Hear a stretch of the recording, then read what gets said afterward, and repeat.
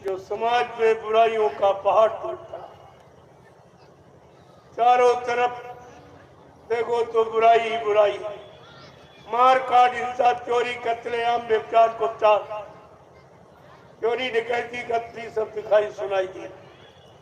कोई अच्छी बात का समाचार नहीं आया। यही अखबारों में सुनाया जा रहा पढ़ के। आज ये सत्संग हो रहा, ये नहीं छपेगा, ये अच्छी चीज नहीं छापेंगे। कहीं झगड़ा हो गया, किसी की गोली मार दी गई, किसी का सामान छीन लिया गया, ये कोई अच्छा काम जिसका तुम प्रचार करते हो?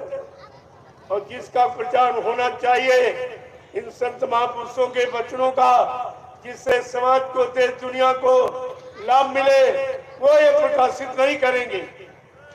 छापेंगे तो ये इससे तो देश की और बदनामी होगी कि भारत देश में केवल बुराइयां ही हैं, भारत देश में केवल मारकाट, हिंसा ही है, भारत देश में केवल महंगाई, गरीबी, बेरोजगारी है, और जो छाप रहे उन्हीं की तारीफ की जा रही है। ये तो देश को बदनाम करने की नीति है। और ये सत्संग चर्चा जो देश के भविष्य को उज्जवल बनाने वाली, मानव के चरित्र को शुद्ध करने वाली, उसकी के किसी को छापने, लिखने, बताने की कोई चिंता नहीं। तो देखिए ये जिम्मेदारी क्या निभा रहे। आगे आने वाले समय में ये सब सजा के पात्र हैं। कोई ऐसा नहीं जो सजा से बच जाए, चाहे पत्रकार, मीडिया हो, चाहे शासन प्रशासन हो, ये सब सजा पाने के अधिकारी है, क्योंकि अच्छे सच्चे काम में किसी का सहयोग नहीं। ये भारत देश धार्मिक देश है, ये मजहबी मुल्क है, लेकिन आप धार्मिक देश में जहाँ धार्मिक सत्ता है, धार्मिक सत्ता का शासन है, लेकिन आप धर्म का संदेश देने के लिए हमको परमिशन लेनी पड़ती है। धार्मिक देश में धार्मिक सत्ता के अंतर्गत और धर्म की अच्छी नेक भली बात कहने के लिए, सबको सुख शांति मिलाने वाली, सबकी जीवात्मा का कल्याण करने वाली, परमात्मा से मिलाने वाली ऐसी नीति का प्रचार करने में हमें परमिशन लेनी। और कहीं कहीं ये देते भी नहीं है। मेरे पास सब प्रमाण है पूरा। परमिशन में इसीलिए लेता हूँ, इनको जानकारी देता हूँ कि मैं ये धार्मिक संदेश धार्मिक देश की जनता को धर्म की तरफ मोड़ने, अच्छाई, सच्चाई और चरित्रवान और नेक भला बनाने के लिए इस चर्चा को मैं सुनाने जा रहा हूँ। और आपको सूचना इसलिए दे रहा हूँ कि आप भी इसको सुनो, इसकी जानकारी लो, और सारे देश में धर्म का प्रचार, धार्मिक नीति का, अच्छे सच्चे कर्म का प्रचार होना चाहिए, तब ये धार्मिक मुल्क माना जाएगा। क्यों? धर्म के लिए, धर्म को लाने के लिए, धार्मिक व्यवस्था को यानी विस्तृत रूप देने के लिए भगवान राम को रावण से लड़ाई लड़नी पड़ी थी, और धर्म को लाने के लिए भगवान कृष्ण को महाभारत करना पड़ा, तब ये धर्म आया। आज उसी धर्म को एकदम समाप्त कर दिया गया। धार्मिक सत्ता होते हुए भी आज धर्म को कोई प्राथमिकता नहीं है, धर्म की कोई चर्चा नहीं है, और धर्म की चर्चा में किसी तरह का इनका कोई सहयोग नहीं। ये तो मैंने सब रिकॉर्ड बना के रखा, आगे आने वाले समय में ये सब पेश कर दूंगा।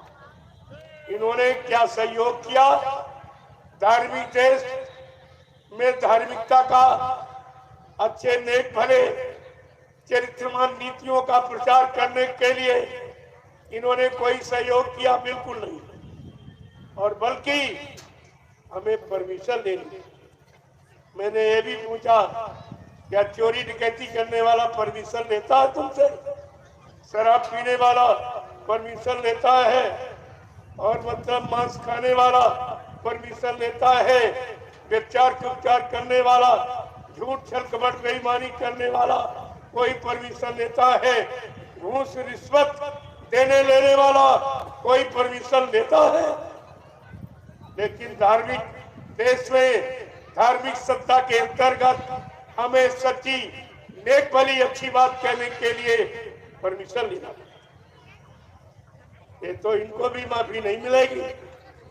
ये तो ये समझते नहीं कि कोई सुनी नहीं रहा।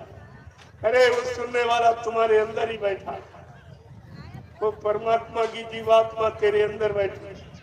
वो सब देख रही है कि तुम क्या कर रहे हो।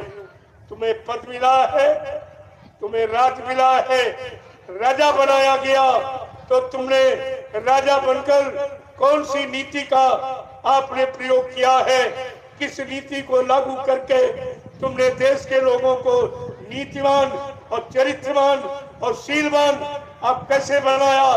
तुमने तो बेईमान बनाया है। ये सब आपसे पूछा जाएगा जब खुदा परमात्मा के दरबार में तुम्हारी जीवात्मा पेश की जाएगी।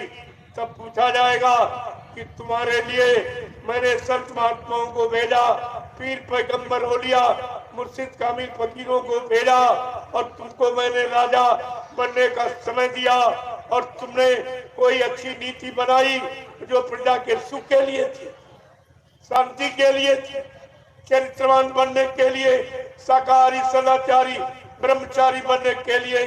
क्या तुमने किसी नीति का प्रयोग किया? आप क्या जवाब देंगे? मैं तो आपसे पूछ रहा हूं अभी यहाँ और वहां तुम्हारी जीवात्मा से सवाल किया जाएगा। ना तुम यहाँ जवाब दे पा रहे हो, ना उस दरबार में जवाब दो। फिर वो परमात्मा कहेगा ले जाओ इसको। इसने किसी की बात नहीं मानी, अपने मानव जीवन का सदुपयोग नहीं किया, अपने पद का गौरव गरिमा नहीं रखी। जाओ इसको ले जाओ, इन नरकों में हजारों वर्ष तक जलाओ, सड़ाओ, मारो और काटो। तुम्हारे रोने चीखने की आवाज हजारों मील तक जाएगी, लेकिन वहां कोई सुनने वाला नहीं। यहाँ तुमने नहीं सुनी है महात्माओं की बात, वहां तुम्हारी कोई नहीं सुनी जाएगी।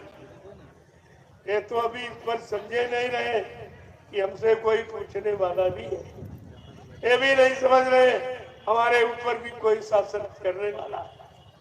जबकि रामचरितमानस इनको बराबर संदेश दे रही है कि राजा बनना तो सोच समझ के बनना।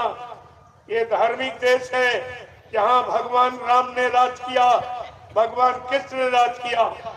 आज तुम्हें मौका मिला है तो राम और कृष्ण की नीति को बरकरार रखना, उनकी गौरव गरिमा हटने खोने न पावे, उनकी मान्यता उनका सम्मान मिटने न पावे। लेकिन कुछ ये सबको तिलांजलि दे दी। इतना मान सम्मान का भूत सवार हुआ कि सबको बोल दो। ये भूल गए रामचरितमानस को। रामचरितमानस कहती जा सुराज प्रिय प्रजा दुखारी, सो न पवस नरक अधिकारी। जिसके राज में प्रजा दुखी होगी वो राजा नरक में जाएगा। ये रामचरितमानस सीधा संदेश दे, और ये श्री राम का नारा लगा रहे और रामचरितमानस की बिल्कुल नहीं मान रहे, एक भी बात नहीं मान रहा। तो इनका क्या होगा? ये नहीं समझ पा रहे कि राजनीति किसे कहते। रामचरितमानस बता रही राजनीति बिन धन धर्मा, प्रभु समर्पे बिन सत्कर्मा। राजनीति बिना धार्मिक व्यवस्था के, बिना अच्छे नेक भले चरित्रवान लोगों के, शाकाहारी सदाचारी ब्रह्मचारियों के द्वारा भारत की राजनीति को चलाया जा सकता, जिसमें लोगों को सुख और शांति मिलेगी। भारत की जनता को भौतिक आध्यात्मिक दोनों लाभ मिलेंगे अगर ये संत महात्माओं की नीति और रीति को मान ले और उसके अनुसार अपने शासन को चलाए। तो भौतिक आध्यात्मिक दोनों लाभ इस भारत की प्रजा को मिल सकता। अंततः कोई लाभ नहीं। अब तो आप देख ही रहे, हम ही से सब क्यों कहलाते हो? तुम भोग रहे हो, दुख उठा रहे हो, परेशानी झेल रहे हो, फिर भी तुम्हारा मुंह नहीं खुला। अरे प्रजातंत्र में प्रजा को पूरा अधिकार है अपना दुख सुख कहने का, अपनी सुख शांति न्याय सुरक्षा मांगने का पूरा अधिकार है। लेकिन जब भारत की जनता अपने अधिकार का प्रयोग नहीं करती तो ये सुनने वाले क्या करेंगे? इनको तो जरूरत ही नहीं। इसलिए अच्छी नेक वाली बात आपको मानना चाहिए कि सुन खगपाती ये समुझ प्रसंगा और बुध नहीं कर ये अधम कर संगा। कि बुद्धिमान पुरुष कभी भी ये बुरे लोगों का साथ नहीं, अधर्मियों का, अत्याचारियों का, रहम दया से खाली इंसानों का झूठ बोलना, वादा खिलाफी करना, ऐसे लोगों का कभी साथ नहीं देती। रामचरितमानस बार बार आपको याद करा रही, लेकिन आप उसकी भी बात नहीं मानते। ये तो मैं जो कह रहा हूं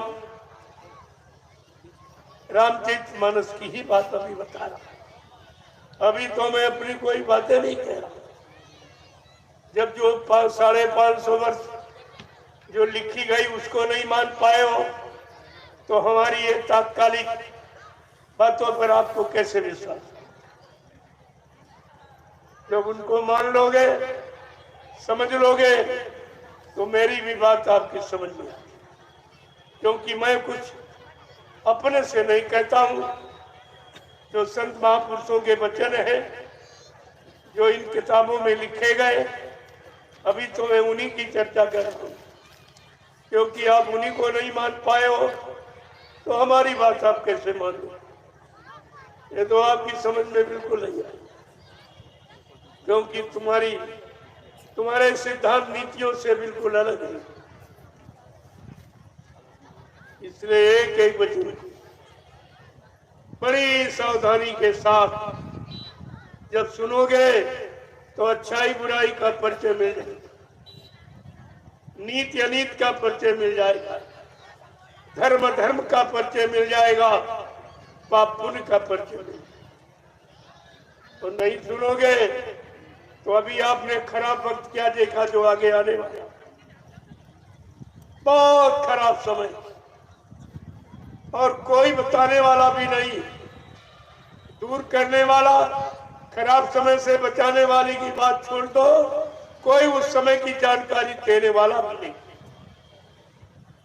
और ये क्यों दी जा रही, ये संदेश क्यों दिया जा रहा, ये इशारे क्यों किए जा रहे हैं कि दिल में हमारे दर्द है तुम्हारा और सुनते तो जा वो संदेशा हमारा।